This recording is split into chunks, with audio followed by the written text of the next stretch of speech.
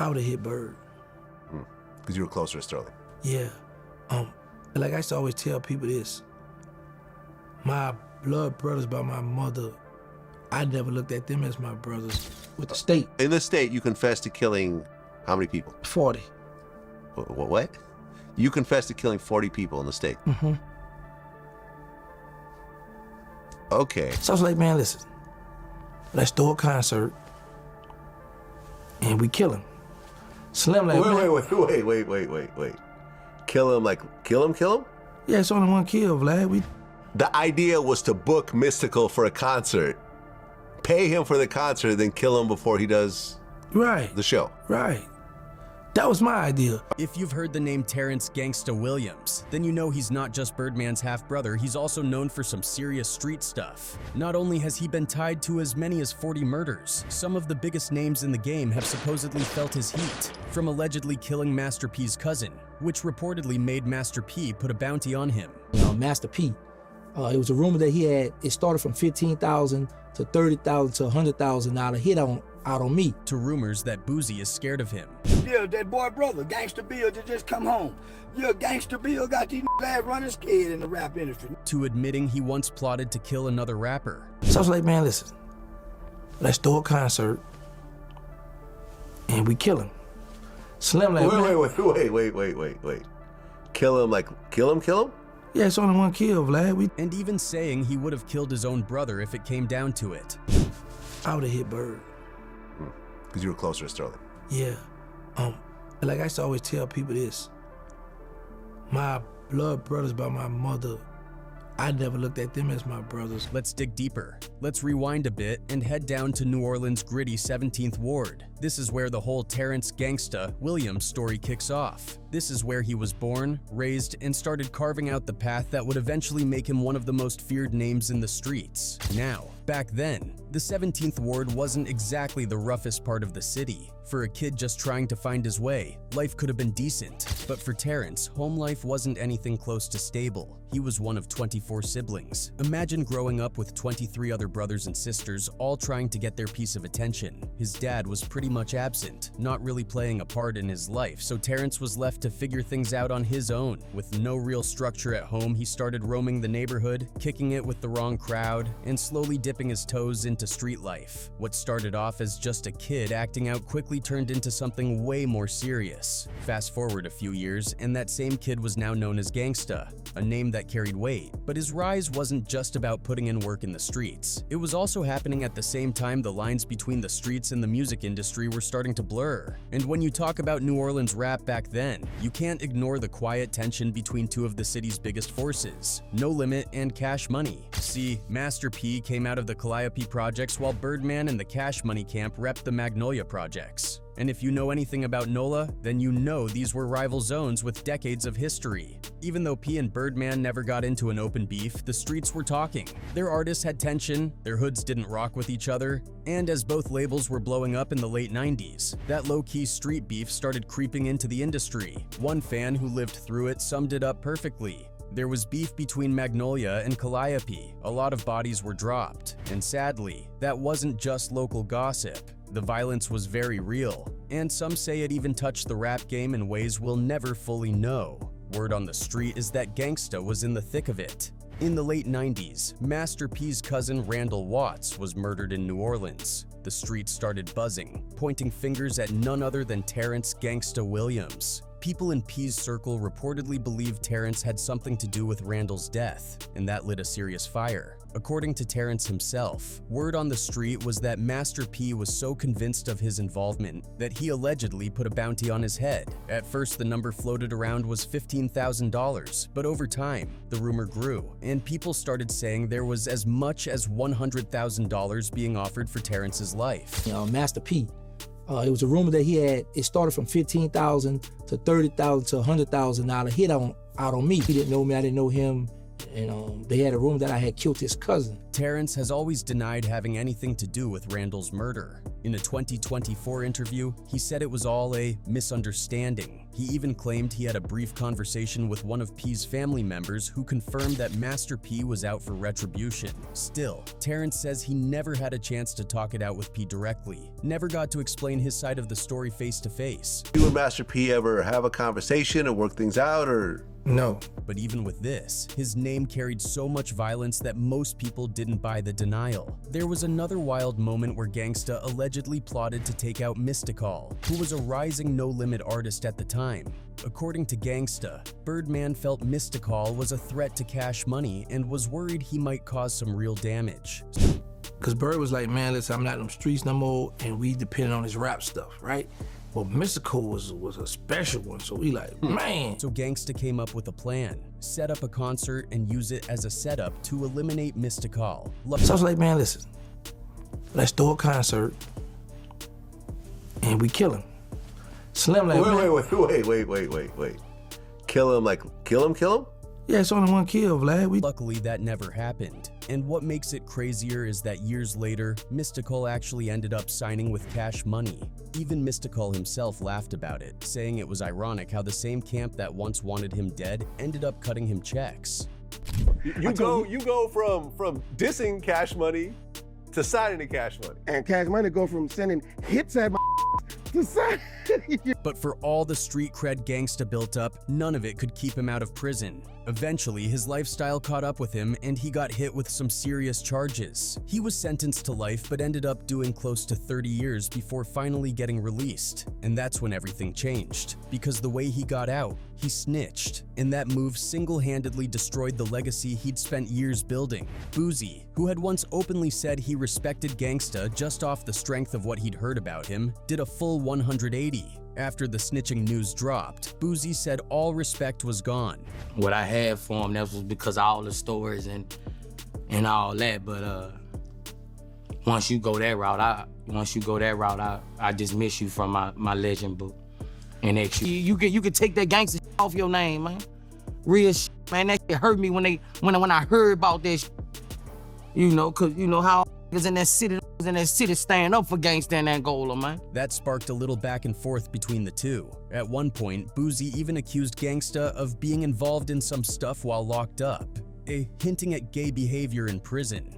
But Gangsta didn't flinch. He actually flipped the narrative, saying he was thankful Boosie mentioned his name because it brought attention to him. In his mind, it was publicity, and he was going to use it to build something new. I just saw an opportunity where I could capitalize off it.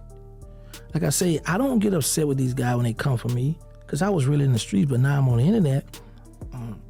And I look at it like I jumped, started my career. But even though his crown's tilted and his image has taken a hit, the question still stands. How did Gangsta Williams earn that fearsome street reputation in the first place? In 1986, Gangsta was 11 with no real direction or aspirations. He's getting known as the class clown. And without a strong male role model to guide him, he's just drifting. But there's one person he looked up to, almost like a mythical figure in his mind, his older brother Birdman.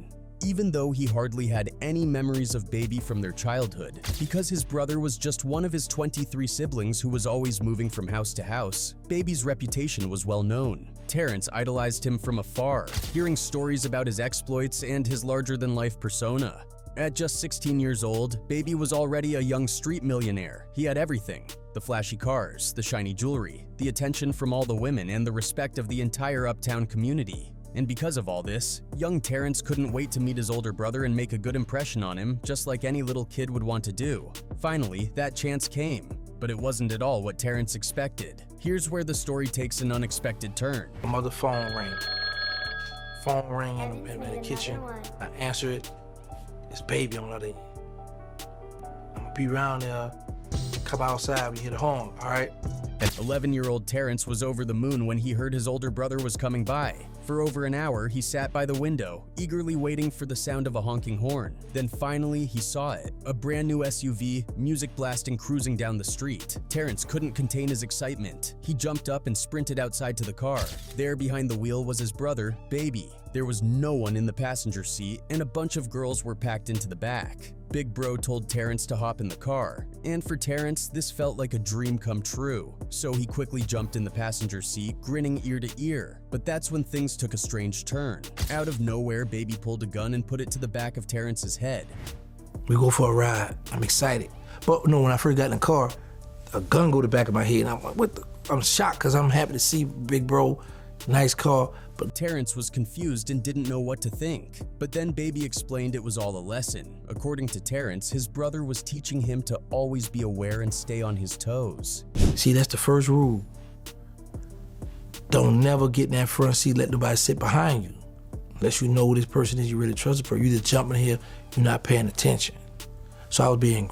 It was a puzzling and unsettling experience. Sure, you could argue that Baby was teaching him some kind of survival tactic, but why would an 11-year-old boy need to learn something like that? Was Baby preparing him for the harsh realities of life in New Orleans? Or was this a preview of the street life Terrance was being for? It didn't take long to get an answer. The next time Baby came around, he asked Terrance to hop in the car again, but this time he handed him a gun. Terrance, holding a piece for the first time, was ready to do whatever he needed to impress his older brother. They drove around for a bit until Baby pointed out a young man and told Terrance to shoot. Without hesitation, Terrance jumped out of the car and, in a tragic turn of events, killed the young man. And that just stuck with me for years. What's the age difference at this point between you and Birdman? You're 11, he's how old? 17. Okay. 17. Instead of running back to the car, though, Terrance bolted off in another direction. He had just committed a serious crime, but all he could think about was whether or not he had made his brother proud. A few weeks after this shocking incident, another one of Terrance's older brothers came by the house. This time it was Ronald Slim Williams, the eldest brother and the richest of them all. Unlike Baby, Slim wasn't known for his looks, but he was the brains behind the family's street and financial dealings. Terrance recalls that Slim wasn't necessarily a bad guy, but he was definitely all about his money. So, Slim shows up with a white guy in the car and has Terrance sign some papers. At the time, Terrance didn't think much of it. He just thought his brothers were showing him some attention. It wasn't until years later that he realized he had signed his own life insurance papers. Back then, Terrance had no idea what was really happening. He was just a kid trying to please his older brothers, thinking that doing what they asked would make them happy. But sadly, he didn't realize until much later that his family wasn't showing him love. They were exploiting him, and from here, things only got worse. At the age of 12, Terrance's home life took another turn for the worse. His mother started dating a new boyfriend who had the potential to be a father figure to young Terrance. But this guy turned out to be far from a role model. In fact, he was probably the worst influence Terrance could have had at that point. This new stepfather wasn't a gangster or a criminal. He was actually a well-known musician. At first glance, you'd think this guy would be a positive influence. He seemed like a decent man on the surface, but that was only because no one knew about his darker side. This man had his own set of struggles and addictions, and instead of getting help, he started using Terrance to get his fix.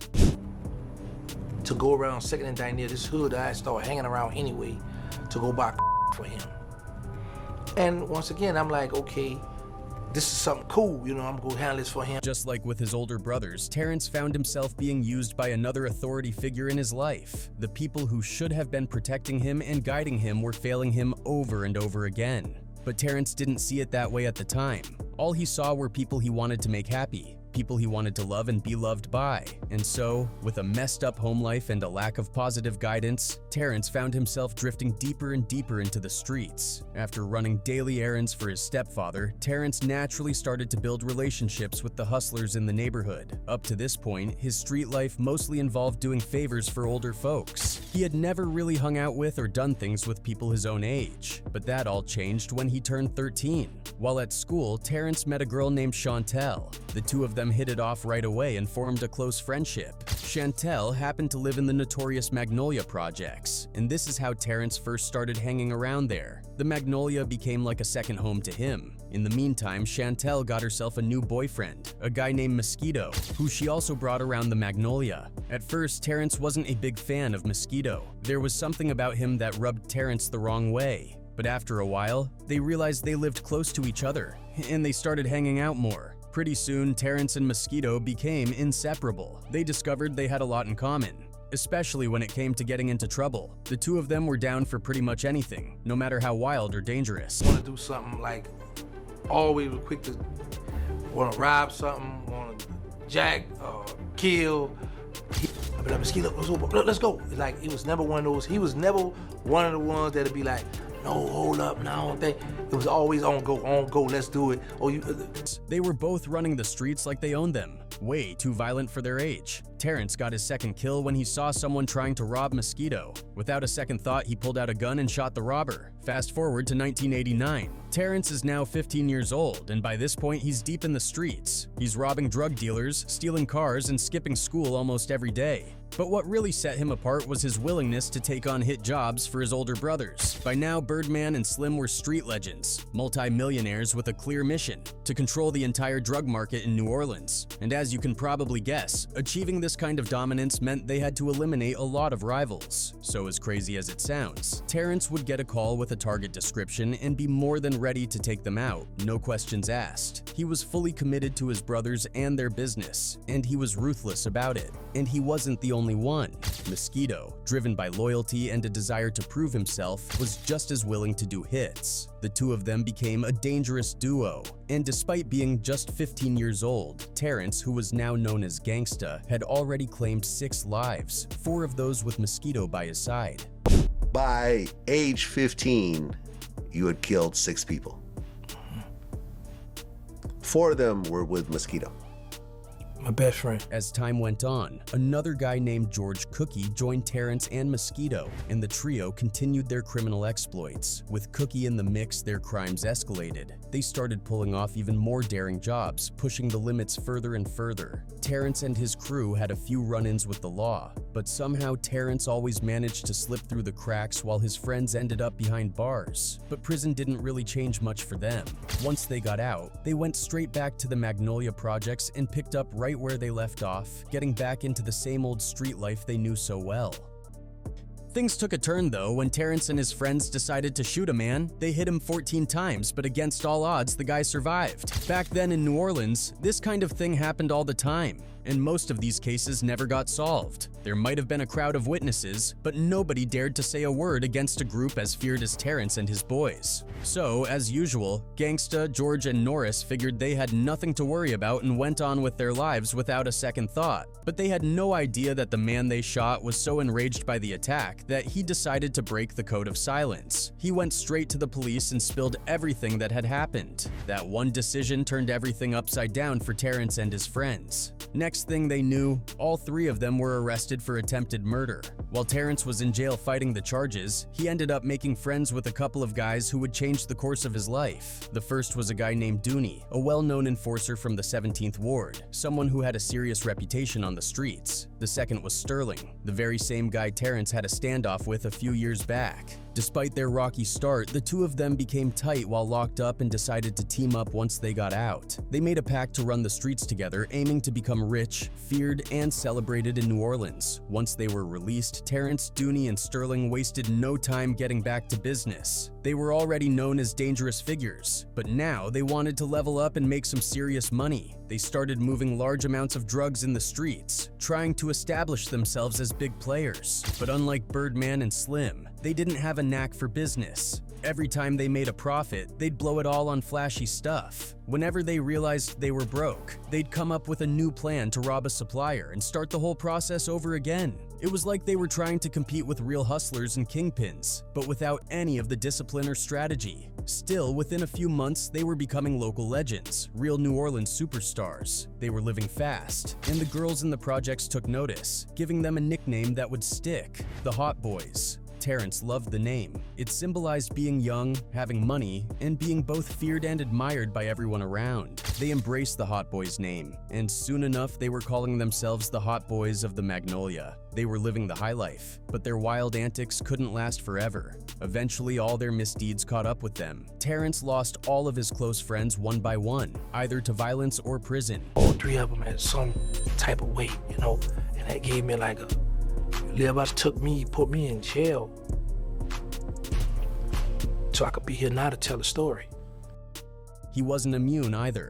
The FBI had been keeping a close eye on him, and they finally caught him in a major bust. Using wiretaps, the feds caught Terrance plotting to take out a group of New York drug dealers in New Orleans over a heroin deal that had gone wrong. The feds intercepted the package and listened in as Terrance laid out his murder plan. Faced with overwhelming evidence, Terrance had no choice but to plead guilty to engaging in a continuing criminal enterprise and solicitation for murder. The judge threw the book at him, sentencing him to life plus 20 years in federal prison. It seemed like the end of the road for Terrance. But in a surprising twist, Terrance was unexpectedly released on January 3, 2022, after U.S. District Judge Ivan Lamel reduced his sentence to 27.5 years. The Federal Bureau of Prisons records showed that Terrance walked out of prison at the age of 47. Now that he's out, Gangsta has turned over a new leaf. He's put his old life behind him and wants nothing to do with the streets of New Orleans. He's focused on living positively, making up for lost time,